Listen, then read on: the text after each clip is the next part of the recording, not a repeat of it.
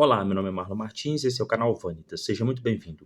Hoje trataremos sobre o conservadorismo e se essa vertente política e ideológica faz parte da tradição brasileira.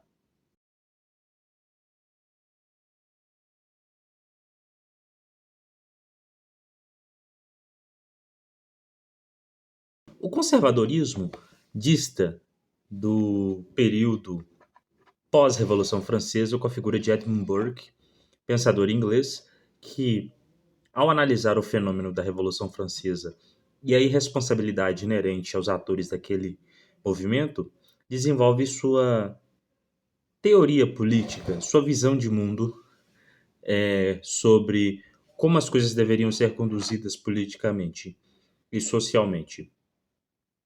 A partir disso, vasta literatura foi produzida no Ocidente e uma tradição política se desenvolveu, principalmente no eixo Estados Unidos e Inglaterra.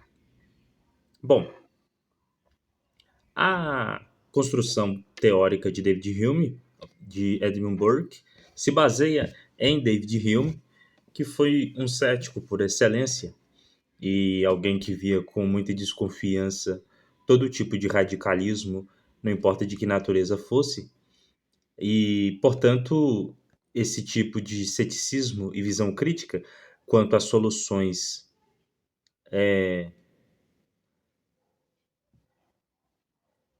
radicais e totais sempre foi colocado em xeque pela perspectiva de Hume e de seus legatários. Assim sendo, a ideia de que, ao olhar para o passado, nós temos perfeição e basta então fazer uma colagem ipsis litteris do que é o passado para os dias de hoje e que as coisas se resolverão num passe de mágica, não é nada como algo distante do que é conservadorismo.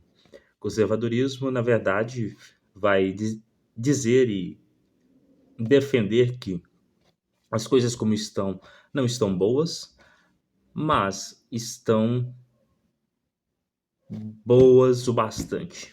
Nesse sentido, o que se deve fazer é verificar aquilo que é problemático na realidade colocada e fazer mudanças pontuais, mas não mudanças totais, porque as mudanças totais são perigosas.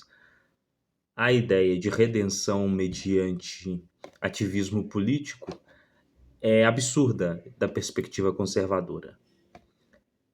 E mais, a ideia de que eu, no dia de hoje, tenho uma ideia que ninguém nunca antes teve e que posso mudar tudo a partir dessa minha ideia, também é algo absurdo da perspectiva conservadora, porque denota uma falta de humildade e de aderência com a realidade.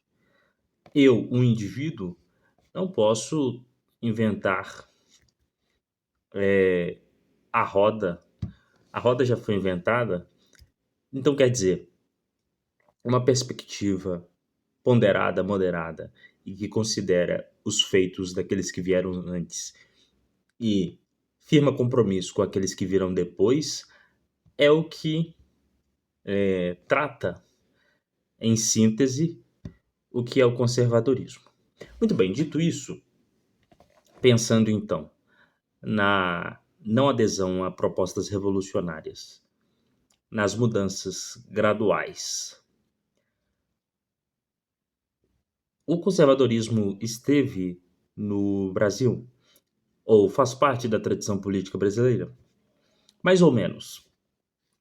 Quando pensamos no Império, havia sim um partido conservador, mas esse partido não era conservador estrito sensu. Por quê? Os conservadores no período imperial eram aqueles que defendiam a manutenção da escravidão e o engessamento da economia brasileira. Os conservadores do período monárquico, portanto, não tinham a visão de que, apesar de que a sociedade naquele momento era a melhor possível, ainda eram necessários ajustes nessa sociedade. E um dos ajustes seria exatamente a abolição da escravidão, por exemplo, considerado por esses agentes. Nesse sentido, o que podemos observar é com o avançar do tempo. Os conservadores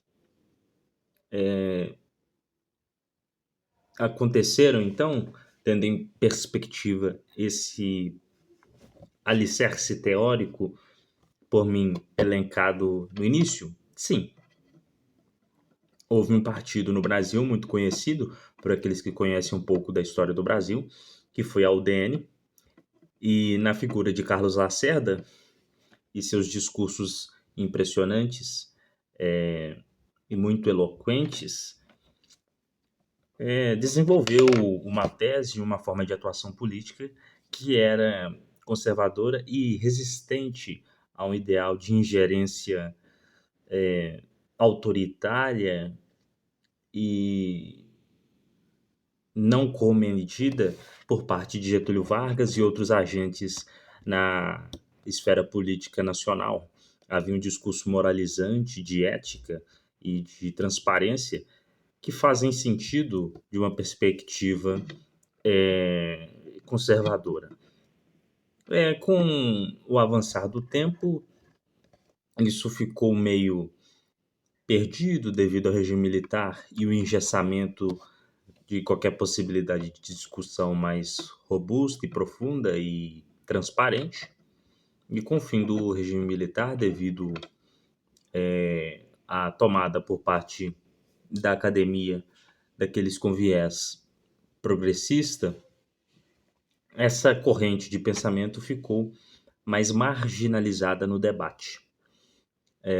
Tanto é que, apesar de haver partidos com uma identificação mais à direita, o apelo discursivo era mais no sentido econômico. Cito aqui PFL, que depois virou DEM, e até depois a criação do Instituto Liberal. Houve depois a figura muito conhecida no Brasil de Olavo de Carvalho, mas há dúvidas se a defesa dele era o conservadorismo, porque alguns levantam que Olavo de Carvalho, por exemplo, defendeu que durante as manifestações pelo impeachment de Dilma Rousseff fosse feito uma revolta onde se jogassem os políticos na lixeira e se chamasse as Forças Armadas para virar a mesa no Brasil. Enfim, dito isso, o que se tem como conservadorismo politicamente hoje é inexistente. Porque a figura de Jair Bolsonaro, posteriormente, que bebeu dessa construção teórica e impressionante, diga-se de passagem, não critico Olavo de Carvalho quanto à sua capacidade intelectual, apesar de não conhecer profundamente o que ele produziu na internet, confesso. Mas, indiscutivelmente, o mesmo tinha uma capacidade notável. Mas Jair Bolsonaro, ao beber daquilo e desenvolver o seu movimento político um pouco ancorado nisso e ampliar essa perspectiva para o Brasil, não ampliou, portanto, uma perspectiva conservadora, novamente. O que ele ampliou foi um reacionarismo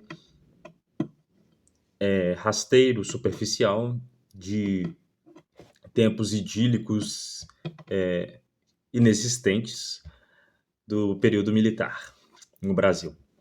Então, aquela ideia, como eu disse no começo, de que achar que olhar para o passado, crendo que no passado tem a solução para tudo e basta que voltemos exatamente como era, que as coisas vão mudar, não é conservador de forma nenhuma.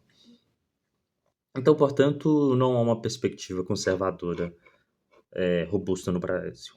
Por fim, há, no entanto, uma dificuldade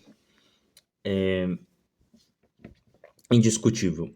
O Brasil é um país com problemas graves em vários setores e existe um engessamento institucional e de pessoas ligadas à institucionalidade brasileira, do compadrio, do patrimonialismo, que fazem o Brasil ser travado como é. A grande discussão é que, se defendermos conservadorismo estrito sensu no Brasil, as coisas não vão mudar. E, bom, o estado de coisas do Brasil vai perdurar ou piorar. se houver uma conservação.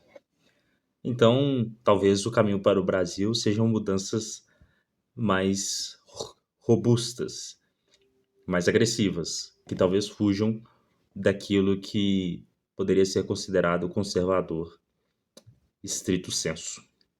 Mas são ideias, são discussões e que eu acredito que valham a pena, pois com ideias e a circulação das ideias e das informações é possível, talvez, uma mudança no nosso país. Enfim, eu encerro por aqui e gostaria de pedir a você que, se gostou do vídeo e chegou até aqui, permaneça no canal, inscreva-se nele e esteja aqui para o vídeo de amanhã. Muito obrigado a você e até o próximo vídeo.